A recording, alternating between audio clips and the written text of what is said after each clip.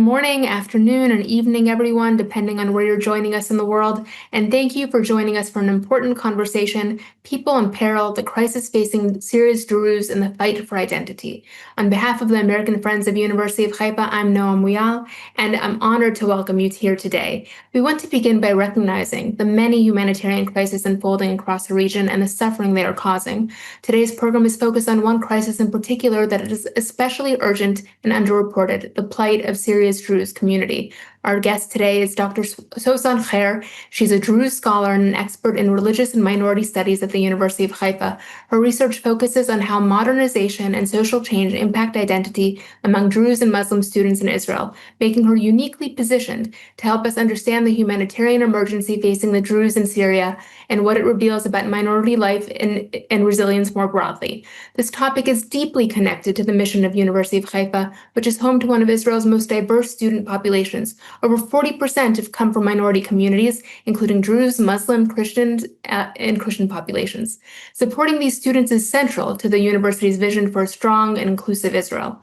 One of the university's most important initiatives right now is the Home Again campaign, an effort to rebuild northern Israel in the wake of the October 7th attacks. The campaign is focused not only on repairing physical infrastructure, but also on strengthening the social fabric of the people of Israel across all communities, whether they be Jewish, Druze, Muslim, or Christian, as they recover and rebuild together.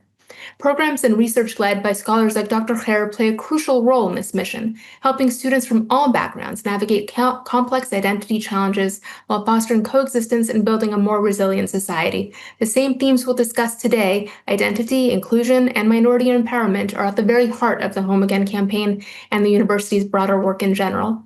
If you'd like to learn more or would like to support this work, I encourage you to visit afuh.org/homeagain.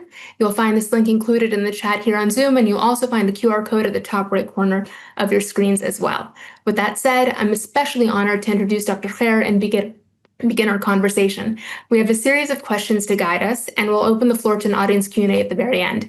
Please submit your questions anytime in the Q&A box here on Zoom, and we'll try to address as many as we can in the time we have. Dr. Kheir, thank you so much for being with us today. Hello, everyone. Thank you. Let's start the discussion about what's currently happening in Suwayda, Syria, and how it's impacting the Druze community both here in Israel. Can you walk us through that, please? Yes, of course. So first, I'm really thankful for hosting me today and for holding that webinar to shed the light and give me some opportunity to raise the voice of the Druze in Syria and talk about what's going on in Syria. So what is folding in Suwayda today is nothing short of a massacre. It's a campaign of ethnic cleansing perpetrated by terrorist militias operating under the protection and coordination of the Syrian regime. Despite 5 declared ceasefires in the last couple of days or in the last 2 weeks, these militias continue to fire at civilians and target innocent people simply just for being Druze. They are, in my opinion, and I think for others as well, they are state-backed armed groups, or basically terrorists, if I want to name them precisely, that are aligned with extremist ideologies, including ISIS and HTS, tasked with breaking the community's resistance through brutality. Now, this is, for me, as Sawsan, is a deeply personal crisis. Since the beginning of the attacks, I haven't slept, haven't rested, haven't stopped for a moment. My life became a string of interviews, webinars, and advocacy efforts, trying to tell the world that my people are being annihilated. And no one is listening, unfortunately. The silence of the world is just deafening. And this is really shocking when you consider the death toll from this massacre, which began on July 15th and has tragically surpassed 1,500 victims already. Now, terrorists there beheaded victims, shot 2 and 3 month-old infants, raped, abducted, and killed women and also young girls. They also humiliated religious elderly by shaving their mustaches and cutting their beards with scissors before shooting them. And the most sickening thing is, after all, their laughter and joy while committing these crimes. They are calling with much satisfaction, "We are coming to eliminate you pigs." And I really apologize for using that language, but this is the reality in Suwayda. Now, here in Israel, the tragedy has stirred something very, very powerful within the Druze community. We are devastated as a community, yes, but we are also united more than ever.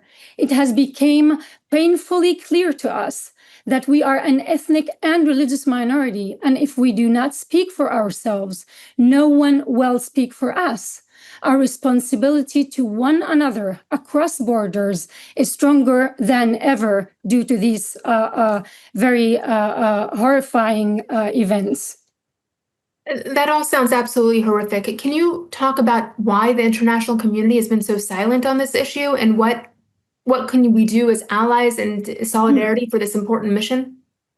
Yes, of course. So this is going to be a lengthy answer, because if I may, I want to divide your question into two sub-questions. So regarding the international community silence, a friend of mine said something that pierced my heart 2 days ago. She said, "The Druze are too small a player in the geopolitical game."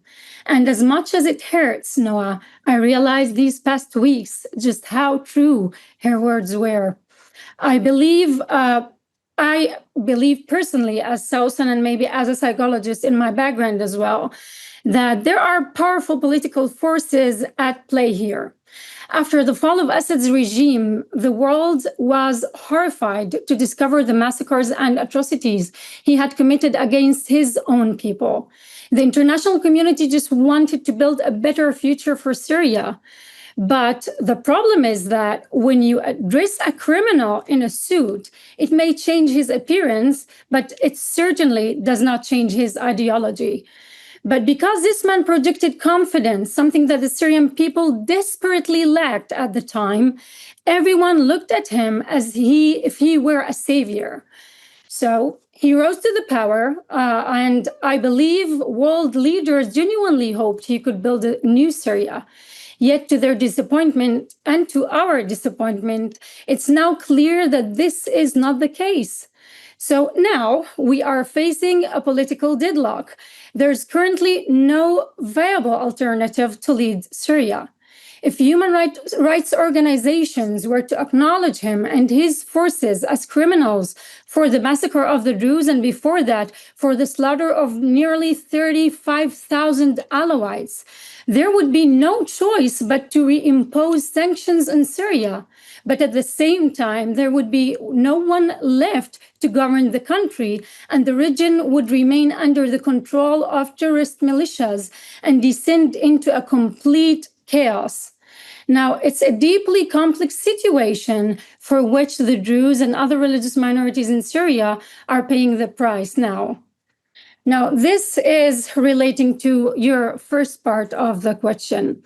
Sure. And as for the second part of what should be done, in my opinion, it's really the question.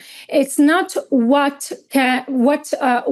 the world has been silent, but rather the question is what can and should be done right now. So, first and foremost, of course, the international community must acknowledge the massacre for what it is. There are documented footage and videos of the atrocities, most of it filmed and circulated, by the way, by the perpetrators themselves. And yet, major media outlets, including Al Jazeera, continue to spread false narrative, portraying the Druze as armed militias rather than the civilian victims they are. A public acknowledgement by the United Nations, by governments, by global media can help shift dangerous misinterpretation and restore the truth to the discourse. Now, second, and for me at least, it's far more urgent, that we should also open a humanitarian corridor immediately to Suwayda. Suwayda is completely cut off. The region is under siege. people are not only traumatized, they are starving, Noah. There is no access to food, no clean water, or basic medical supplies. Now, just 2 days ago, out of approximately 2 or 3 days, I think, out of approximately 14 Nations trucks, only 2 were actually allowed into Suwayda, and they carried nothing but flour. Now, the regime's forces are actively preventing meaningful humanitarian aid from reaching the city of Suwayda. Now, if the world cannot stop the killing, the very least it can do is stop the starvation of people of Suwayda. A protected, monitored humanitarian passage into Suwayda is not a political demand, it's only a human one. It is the most basic obligation of international system. What's the point of international human rights organizations if they do not recognize the systematic elimination of religious and ethnic minority? So we are crying out to open a humanitarian corridor to Suwayda. And though our cries, unfortunately, are met with silence until this moment, we'll keep raising our voices even louder until they are heard. We will not let our voices or the voices of people of Suwayda echo into a void. Well, speaking of the need of the humanitarian assistance, Israel is reportedly the only country that is providing support for the Druze community. So can you talk a little bit more about what Israel is doing and how that's being perceived within the community, both in Syria and here in Israel? Yes, thank you for the question. It's a very important topic that I would like and love to relate to. Israel has been the only country to actively provide support to the Druze community in Suwayda. That must be recognized. In the early days of the attacks, Israel launched targeted airstrikes to block militias charging towards Suwayda, preventing further bloodshed. Israel has also provided medical care to wounded Druze, saving their lives. Now, of course, both the Druze here and in Syria welcomed Israel's assistance. But ironically, that very assistance has been used by much of the Arab world, and specifically within Syria, as a pretext to accuse the Druze of betrayal and of collaborating with what they call the Zionist enemy, sometimes even to downplay the massacre or present it as somehow justified.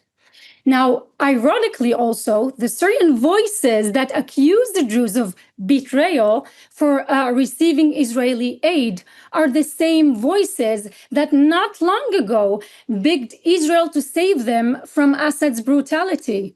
And this is truly also getting even more maddening when thinking that on July 29th, only 2 days ago, we finally heard a statement from the United Nations condemning the violence, not the massacre, not the genocide, but the violence in Suwayda. But in the very same breath, Noah, they blamed also the Druze, claiming that they had attacked regime forces who supposedly entered the city to restore order. This is outrageous, especially when we have images of the regime fighters wearing ISIS insignia, and we have audio recordings of their commanders ordering them to slaughter the Druze pigs, and I'm quoting them, while instructing the fighters also not to film anything so the world wouldn't blame them. Now, to make it also even worse, the United Nations also condemned Israel for its air interventions in Suwayda that were intended to protect civilians from the massacre. So, what do they want? I really don't understand. That Suwayda be wiped off the map just so Israel won't be involved? This is beyond really anything that I can imagine. Now, instead of protecting a besieged minority facing ethnic cleansing, international statements twist the narrative, punishing the victims and shaming the only country in the world that stepped in to save their lives. It sounds just completely outrageous, but can you talk to me about what the Druze, how this whole situation is impacting Druze identity in Israel, especially among younger generations? How's this shaping the way they're viewing the world around them and the region as a whole? Yeah, thank you. This is a very, very important question. The tragedy has awakened something very profound in our collective identity, the Druze community, members of the Druze community identities. Now, among the Druze in Israel, especially the younger generation, there's been renewed sense of unity and purpose. The recent events has deepened our awareness of our distinctiveness and of our shared destiny as a people and a community. Now, it has also strengthened our Israeli identity. We see clearly now how vital it is to belong to a state that protects minorities and values human life. We feel both more Druze and more Israeli, and for many, the two are increasingly becoming intertwined. Now, this experience is also shaping how young Druze think about who they are, and understanding this process is very, very important. But I think that this will be probably the topic of my future research. And that's research that I would definitely like to see, and I'm sure everyone listening would as well. So, can you talk a little bit about beyond urgent crises like we're seeing in Suwayda? How are long-term forces like modernization, social change, shaping the way Druze and Muslim students in Israel relate to their religious and cultural identities? Well, this was precisely the focus of my doctoral research. So we'll get now to Sawsan, the researcher. Sure. When I studied the Druze and Muslim university students in Israel for my doctoral research, I discovered something really, really fascinating. The religious identity is not all or nothing. So you cannot just label a young person as religious or not religious. It is much more layered and complex. These minorities' sense of self is made up of four intertwined parts. The first is the religious side, which shows up in prayer, ritual, and spiritual belief. The second is the cultural aspect, where religion is more about heritage, family, and in group belonging. The third is the communal, or if I may say, the ethnic side, the feeling of being a part of a minority with a shared destiny. And their civic or national identity, which relates to how they position themselves within the Israeli society. Now, one of the most interesting findings is that their secularism does not look like Western secularism. Even those who were or who call themselves less religious or secular by definition almost always believe in God. None of them expressed a desire to convert or leave their faith. They carry their religion as a core identity. Even when they practice, in terms of practice, they do that in a flexible or individual way. Just for example, some Muslim students chose which traditions feel personally meaningful to them, creating their individual path. And also among the Druze students often described protecting the community or the continuity of their community as just as important as ritual or prayer or practice itself. But there's a very, very small finding that became incredibly relevant today. And I really had reflected on this in the last couple of days. I also wrote about the internet and social media effects on shaping the religious identities of these minority students. And among the Druze, the internet seemed to strengthen their identity. Social media I think the data was collected during 2017. So right then, social media was presented by some of my students or the students who participated in my research as a way to connect them to their communities in Lebanon, in Syria, and in the diaspora as well. Now, at the time, I saw it as a small, curious detail. But now, in the last couple of days, with the crisis in Suwayda, these online connections are lifelines, helping us to coordinate, support, and reinforce a sense of a global Druze family.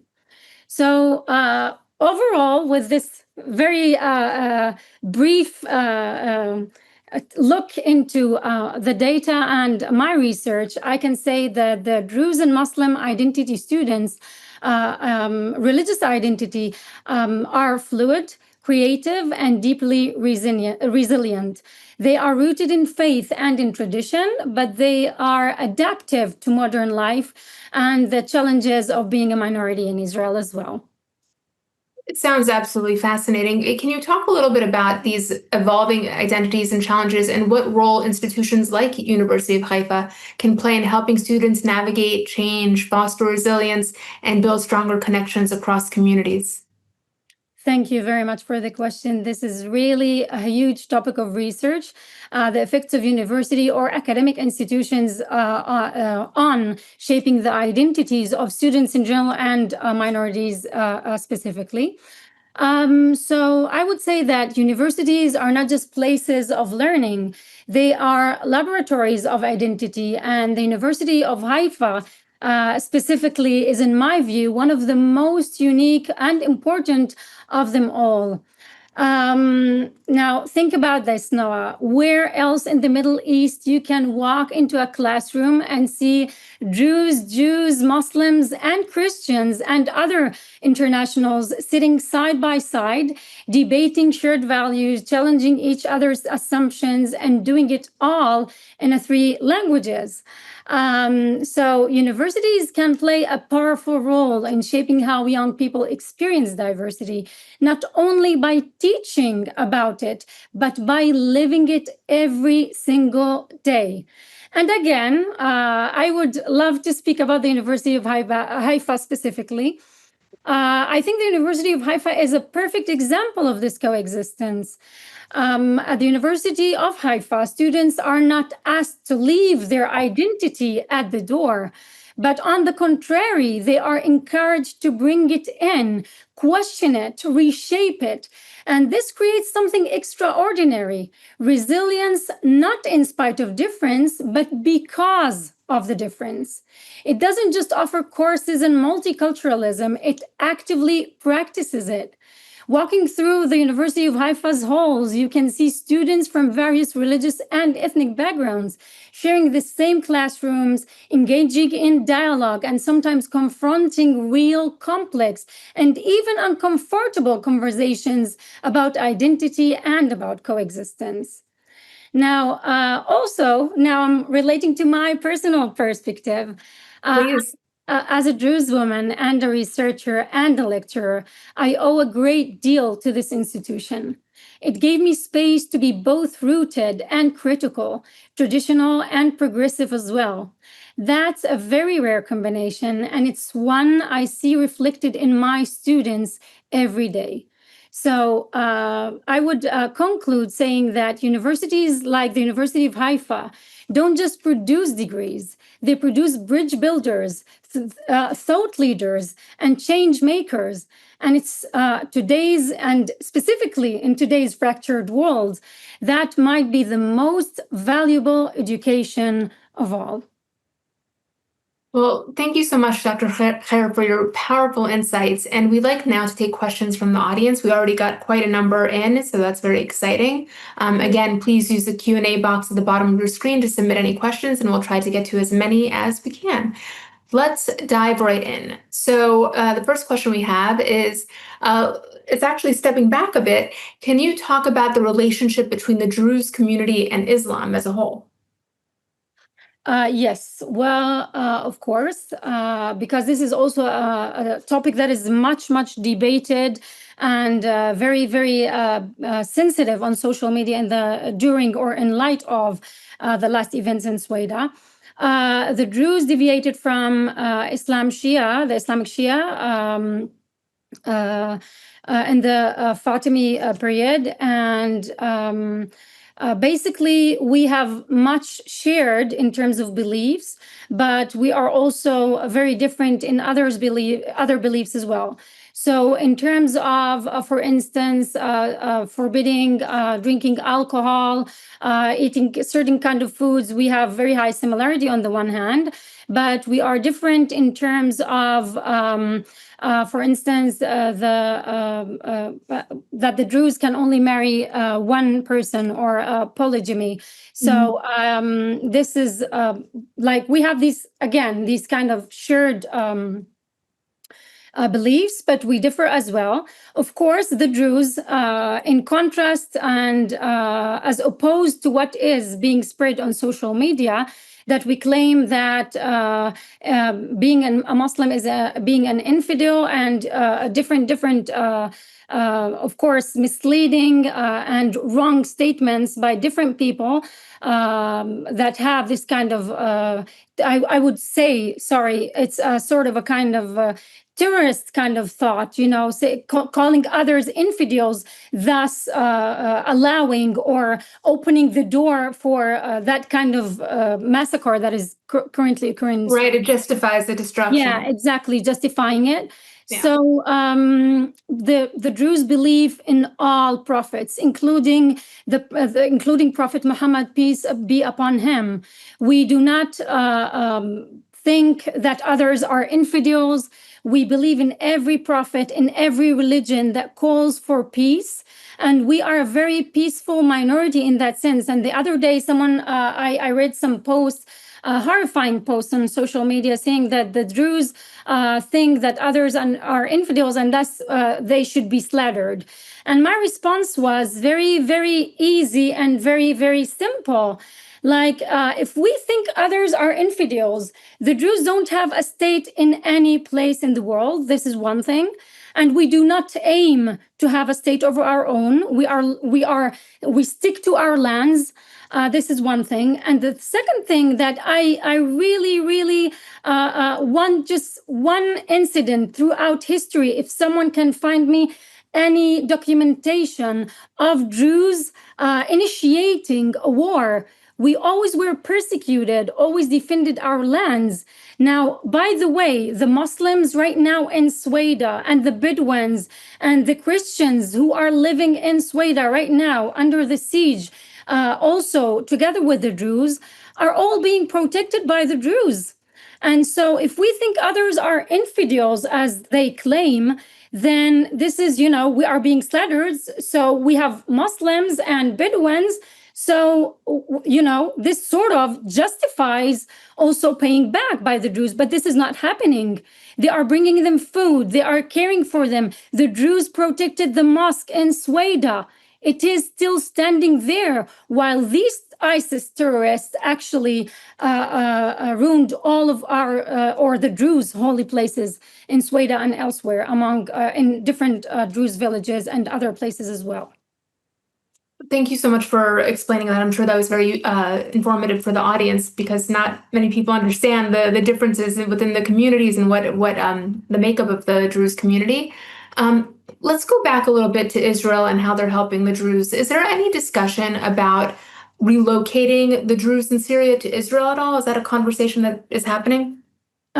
Yes. Wow, this is a very, very sensitive topic, and I'm really, really cautious about relating to it. And I'm replying as Sawsan, so please consider this as my own perspective. I'm not speaking in the name of the Druze community, neither here nor in Syria, specifically relating to this topic.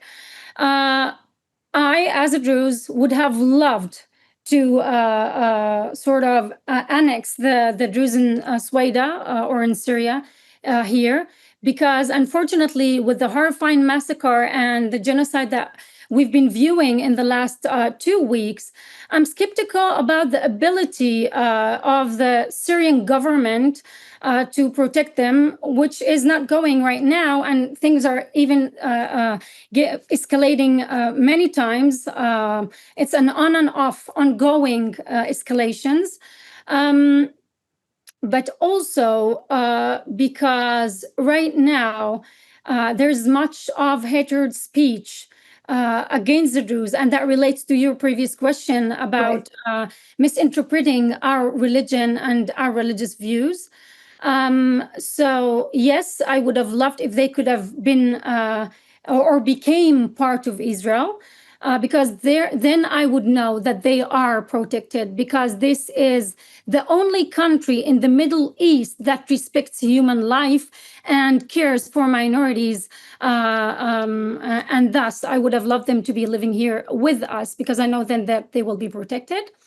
But among them, there are divisions. Of course, you know that when people are being slaughtered and they see that they really want any kind of assistance and help, and we're not talking about, militias firing each other. We're talking about ISIS members literally slaughtering people, raping, kidnapping, shooting infants. I had a horrific photo of an infant 3 months old shot, in his face and put in a box in the middle of the street. So under such circumstances, who wouldn't ask for, any kind of protection, and who wouldn't want to be living in Israel? Again, the same people just a year or 2 years ago called Israel to intervene and save them from Assad. So yes, I would have loved it. I believe that some of them would have also loved to also move to Israel. But again, this is my own opinion. I'm not speaking by their name. Sure, absolutely. One person can't speak for a whole community, so we absolutely understand. Speaking of all these atrocities and the horrific acts being committed right now against the Druze in Syria, what do you think it's going to take for international criminal justice courts to pay attention to this issue, to bring people to justice, for arrest warrants to be issued? Is that even realistic to think that that might even happen? Well, your question made me sad, really sad. I'm sorry for getting emotional. But as I told you previously, like, I was really, really frustrated when I saw that video on July 29th. Like, what violence against the Druze? What's going on? What is going on, people? Like, didn't you see the footage? Everything is documented by themselves, by these ISIS terrorists.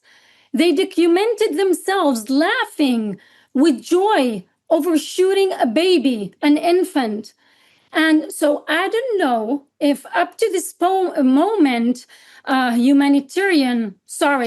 or so-called humanitarian organizations did not raise their voice, then I don't know if they will ever do. And to be honest, again, I also spoke about this earlier, relating to one of your questions. I think this is really a huge political issue, because the moment that they say that there was a massacre in Suwayda, they are saying that Al-Jawlani, and I name him Al-Jawlani, Abu Muhammad Al-Jawlani. I don't like the name Ahmad Al-Shari'. Okay, let's name it. He is Abu Muhammad Al-Jawlani. And the moment they say that this genocide took place in Suwayda, then he is a criminal, and he should be brought into international court. And they can't allow this, because then again, who would rule Syria? Who would be there? Who would, sort of take over Syria in terms of origin? It's right now, it is settled with ISIS and HTS members. That's it. So, and that is the sad part of me coming out again. Like, I'm sorry, but I am really, really disappointed from everyone who calls himself or who works in a position in any kind of humanitarian organization, who did not raise their voices up to this point. And I would also mention specifically, I filmed a short video calling Amal Clooney, the very known, very famous lawyer who seeks justice and who represented the Yazidis. Yeah, and she's Lebanese. And she's Lebanese and she's Druze from the Alam al-Din family. Oh, okay. Yeah. Very respectable family in Lebanon, Druze family with very, very rooted heritage in Lebanon. Mhm. I really called her, begged her, just raise your voice. You are calling for humanitarian justice. You are the face of humanitarian justice. And you represented Nadia Murad and the Yazidis in the international court for the same genocide that is taking place right now in Suwayda by the same people who did the same deeds in Mount Sinjar. So where is she? Where is she? Where is Nadia Murad? I also want to discuss, I will also expose that I sent Nadia Murad a letter, a personal letter, calling her to raise her voice. I sent it to the email of Nadia's initiative, to her association. Sure. And it was more than a week ago, and I haven't got a reply until this very moment. So the world, the humanitarian organizations, for me as Sawsan again, they are a complete disappointment. Is there anything people can do? Petitions, groups to sign, emails, like this is your chance if there's an organization you want to promote that might bring attention to this issue. I think people would be interested to know what they can do on their own as individuals. Yes. So thank you very much. This is probably the most important part for me right now, in terms of advocacy. Of course, first, raise your voice. You see, I have the sticker of the Druze genocide, resembling the Druze genocide. I also I created these stickers, not me, someone created them, but then I'm really walking around with this to raise the awareness. I'm always like, shocked that many people don't know about the size of this genocide and about what's going on right now in Suwayda. Also here in Israel, though many of my friends, Jewish, Christians, Muslims, are also raising their voices. So one thing to do is talk about this on social media, raise your voice, say something. And also in terms of donations, there are different platforms for donating to the people of Suwayda. Regardless of the siege, I really believe and hope that a humanitarian corridor will open in the coming days. I'm living in, with this hope from every morning to the day after. I wake up with this hope and ask my Syrian friends, did you get any kind of assistance today? This is my reality. And so just raise your voices, make it sound that there is a tiny minority, ethnic minority is being slaughtered, and that they need right now opening humanitarian corridor for them to life. And for politicians, I would love to ask them to raise their voices as well.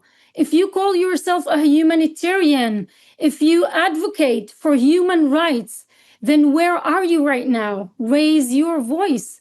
And specifically, by the way, when Israel also intervened in or had these airstrikes in Suwayda, around Suwayda, to protect the people of Suwayda, I know that these attacks somehow were suppressed by, they say, at least, this is what the public say, and also it was in the news, by the American government. So I think that, raise your voice for your government to help the people of Suwayda. Thank you very much for that. One thing we didn't really discuss is the Druze population in Lebanon. How are they reacting to all of this? And is this impacting them in any way? Of course, they as well are raising their voices. As also a minority with their own heritage in Lebanon, they are also raising their voices, but their ability, let's say, to help is maybe a little bit less in terms of, the country in which they live in, because they are also living among a majority, a religious majority. So their situation is a little bit more complicated. And so I would say, and again, I'm really cautious because I don't want to say wrong things, or deliver wrong messages, but they are raising their voices. They are in their hearts, at least. And I also know that in terms of donations and demonstrations, they are raising their voices, and Druze in the diaspora as well.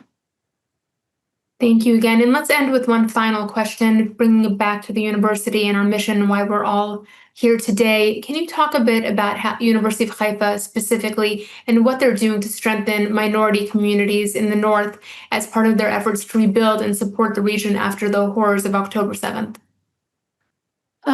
Much is being done in every aspect, fundraising, donations, helping people in terms of, meeting with people, organizing kind of, meetings for children, for people.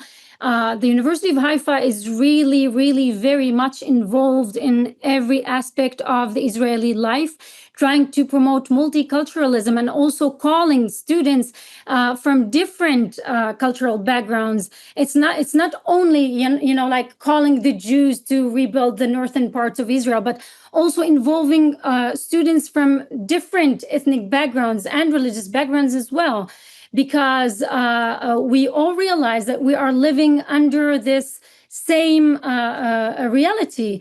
And when missiles were fired on Israel, they did not differentiate between Arab and Jew or any other nationality. And by the way, one of the victims of this war was, or a person who was killed, was a student at the University of Haifa, and she was an Arab from Tamra. So the university is investing all of its effort, campaigns. I personally was interviewed for different projects aiming to promote these initiatives. So it's amazing to see how the university is combining the academia with the population, actualizing, not only educating for multiculturalism. Well, Dr. Kheir, thank you so much for your expertise and your personal perspective with us today and sharing with us this horrific status of what's happening on the ground in Syria. We very much hope that things will get better and we'll come to a better reality in the coming days, hopefully.